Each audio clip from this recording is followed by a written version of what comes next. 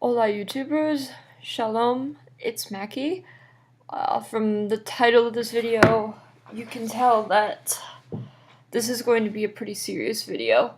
I am going to tell y'all about my dad.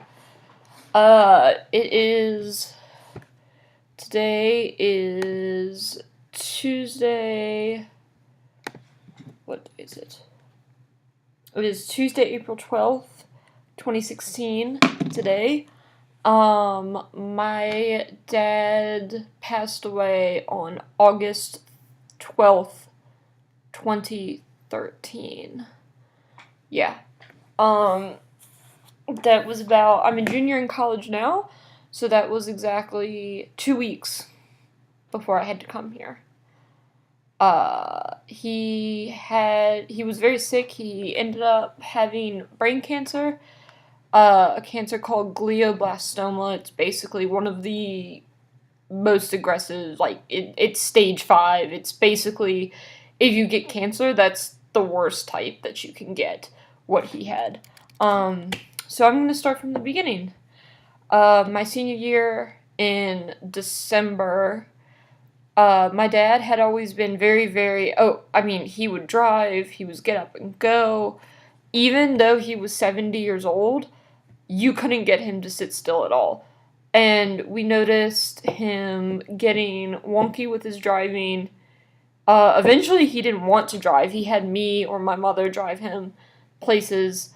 He was getting slow with walking, and his, peripheral vision was getting kind of, weird. So we didn't really know what was wrong, because he hadn't had many, physical symptoms other than that. He wasn't in pain. He hadn't, gone blind. He wasn't, bleeding, anything, weird like that. No seizures, nothing weird like that. But, he was kind of it was more of a situation where he was just this is weird. And one day, this was the last Thursday of my winter break, my senior year of high school, so this was still, actually, I think this was late December, I think. He was asleep with my mom, and I guess he had to, use the bathroom, that's what Mom said, and he tried to get out of bed, and he sort of, fell, but he got disoriented, and, couldn't get up, and, didn't really know what was going on, and I was asleep, because it was, early, it was, 8 or 9 in the morning, and my mom came in, and she sort of, somewhat woke me up, and she was like, hey, I'm taking your dad to the ER, because, I'm not even sure what's been going on with him, but he, can't really get up, and so I'm gonna figure out what this is. And I was like, okay.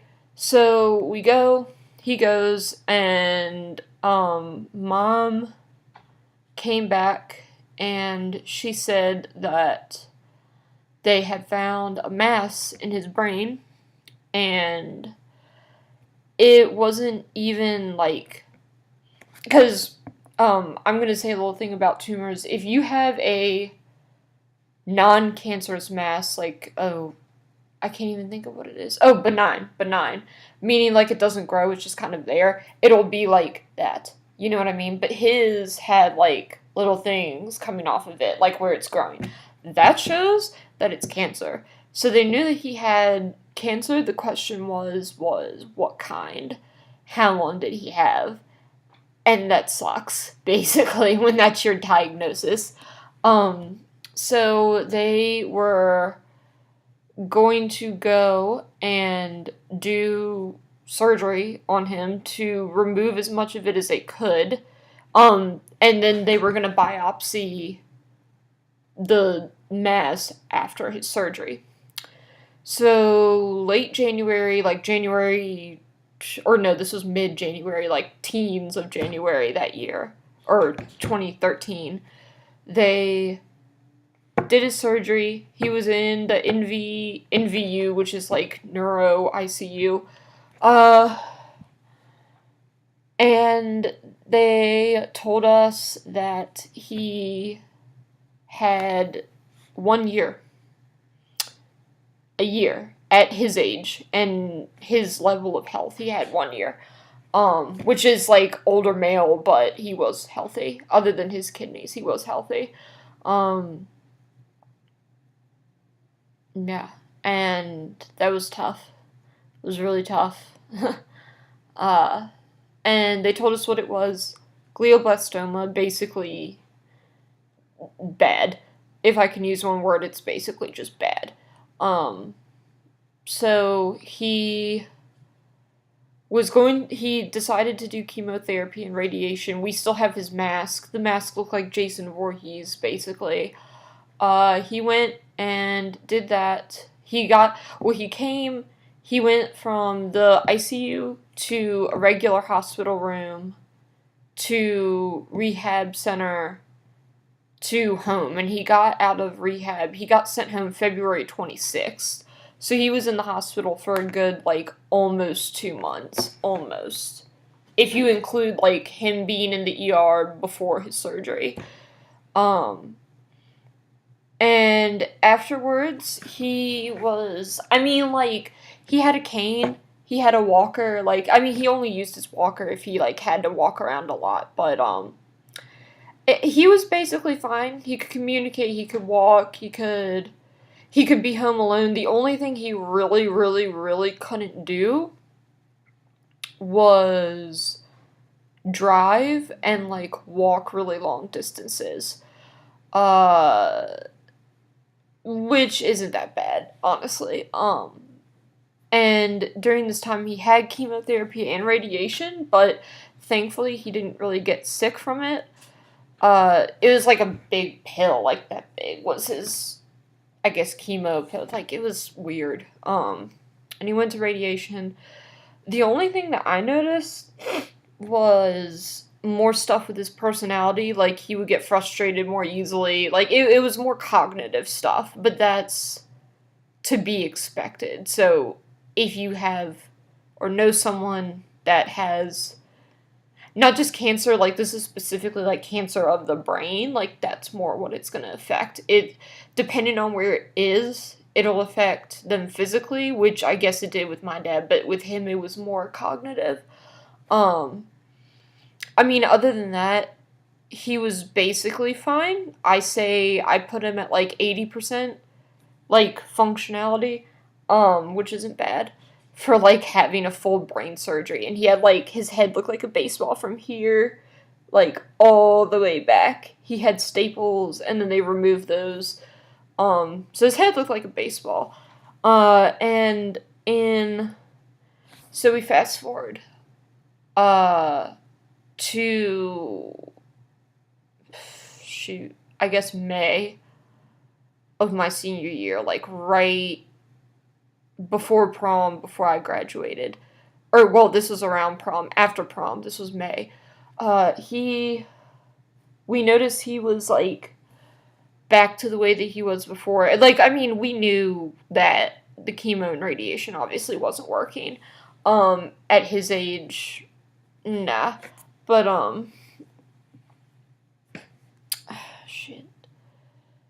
So, we sent him back to the doctor, like, he was having checkups, and it had been long enough, like, he had been long enough through chemo and radiation where they were gonna see if it had grown back, like, what was what in his brain, and so they did, and he was basically back at square one.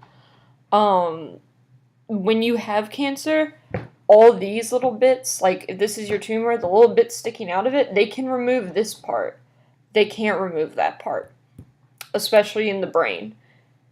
Other organs, like, it's easier, but, like, brain, if you're off by, like, a nanomillimeter, you can completely screw up something in the person's body, because your brain controls so much. It's everything. Like, it's a very vital organ, obviously, but, so they gave him, I don't fucking know if it was a CAT scan, MRI, whatever they do. They gave him one of those, And it was basically back at square one. They said that they were going to give him surgery. They asked him if he wanted surgery again. He said yes. And I have. I actually don't.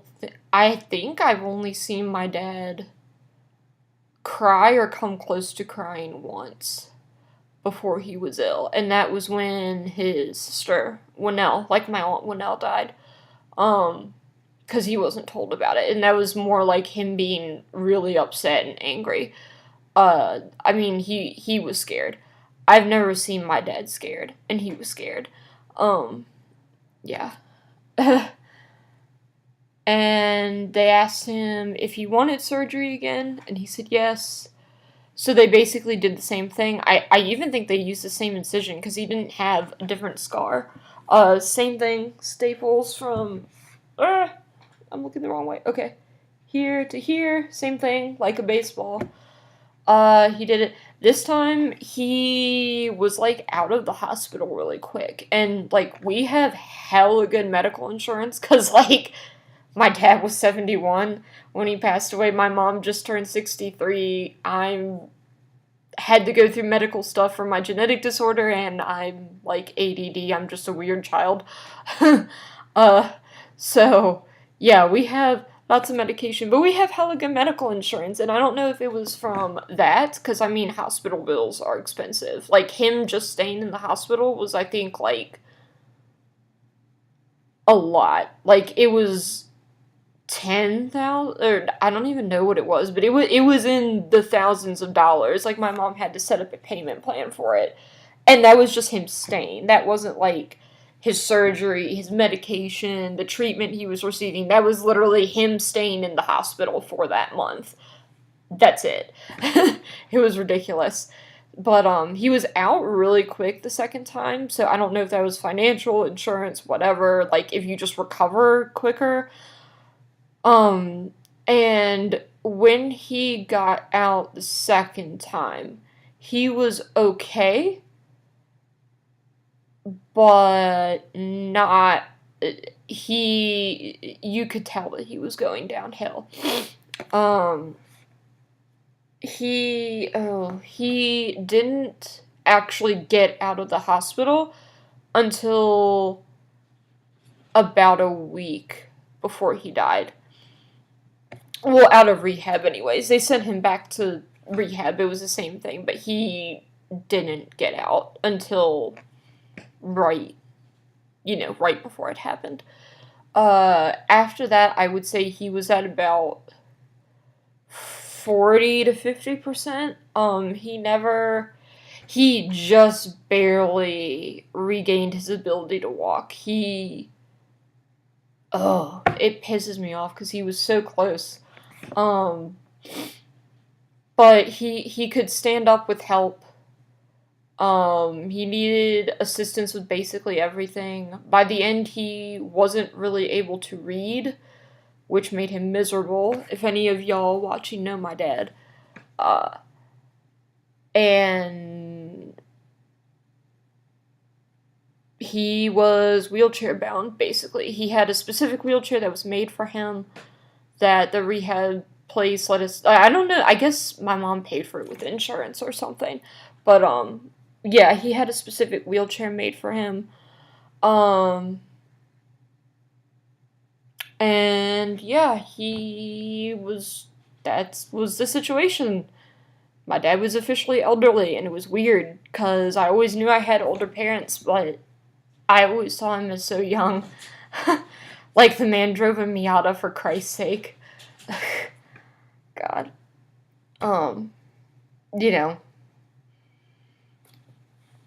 He was basically caretaker of the house, and it was weird to see him, like, in a bed, in a wheelchair, but...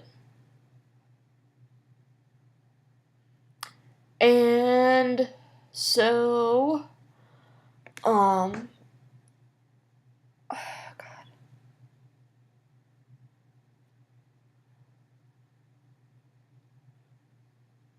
And so, once the summer came around, oh god, sorry y'all, hold on.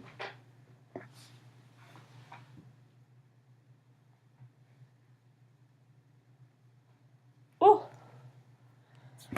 And so once the summer came around, this was after he got home, so this was... He came home actually around my birthday, my 19th birthday. 'Cause he's July 30th, I'm August 1st. He had his birthday when he was still in rehab. I don't know. He was either home on my birthday or he was home like a few days after, whatever. But he came home, and because he couldn't walk, like, he was wheelchair bound, he had a catheter, because that was easier. Like, if you have to pee, it's easier. So, and because of that, and he actually, well, funny thing is I don't even think the cancer that he had ended up killing him. I think it was his kidneys. Because he has had 35% function of his kidneys since, like, for years, for, like, 30 years, and he's 70, so this was since, like, he was, like, in his 40s, like, since he met my mom. And, he already had to use catheter every day for that, and so he ended up, after he got home, he ended up getting a UTI, from his catheter. Like, I don't know if it was... I don't know, something went wonky. I don't know anything about catheters. All I know is they, like, go into your bladder and you pee. They help get your urine out. I don't know. But, something done fucked up with that, basically. And he was very out of it. Like, he could communicate, but he was, like, you could tell what he was saying, but he was very disoriented. He was complaining of pain in his stomach, and we noticed that it was bloated, so we knew that it was something with his catheter. So we took him to the hospital, and he got it taken out and put back in, and he was back the next morning, or the next day. And he was still the same way, and I thought my mom didn't want to freak me out, and I thought that it was medication that they had given him, because he had, like, pain before, and they gave him medication, but he was, like, kind of like, ugh, and that's how he was now, like, ugh. So I thought that it may be medication. I didn't know what it was, but my mom, and I asked my mom, and she finally told me, because I know, if you get a catheter taken in or out, it hurts, and so usually I figured they gave him pain medication. And my mom sat me down, because I asked her, I'm like, what'd they give him? Because I was gonna look up the effects of it, and she told me, she's like, they didn't give him anything. And I was like, what? And she's like, no. Like, he was so out of it, or, like, they just did it. Like, they didn't give him anything. And so that's when I knew that it was bad. Like, he was, like, I was worst case scenario. Like, this was it. And so I told her, because I have an older brother. He's my dad's son, not my mom's son. But I told her, I'm like, okay, well, you need to call Christopher, Martha-Ann, who's my dad's ex-wife, who's Christopher's mother, like, I'm like, you need to call them, you need to let them know, da-da-da, and you need to call, like, a nurse or something, because, I think we had gotten stuff for hospice care, and so I'm like, yeah, you need to, like, call them, ask them what's up, and the nurse came by the next day, doped the crap out of my dad with morphine, and basically at that point, he was in a medically induced coma. His eyes were closed, he was asleep, but he was, like, breathing through his mouth. He was like, like, is a weird breathing. But I mean, he was completely, like, out. Like, if you shined a flashlight in his eyes, they wouldn't dilate. Like, his eyes would not stay open. And I figured at this point he had a few weeks. And I asked the nurse, because she said, do you have any questions? And I said, well, when do you think this is going to happen? Because at this point we knew he was dying. Like, actually, like, dying. This is happening now. And she looks at me and she goes, well, he doesn't exactly have a few weeks. She goes, this is his last few days. And that's scary.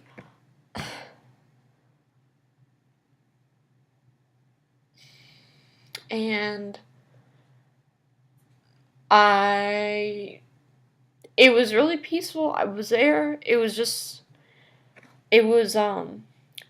other people were at the house when it happened, but it was just, we put up a curtain in the room where he was, and it was me, my mom, and Christopher were the only three physically in the room when it happened. And it was August 12th, 2013 at 5:15 p.m.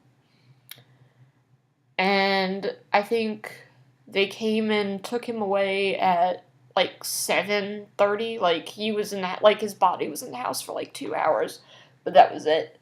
And then I got to see him one other time, because my dad is cremated, so we have his ashes now, but I got to see him, they actually, put him out at the funeral home still, so I was happy I got to go see him, physically, one last time, but it sucks. Cancer's a bitch, literally.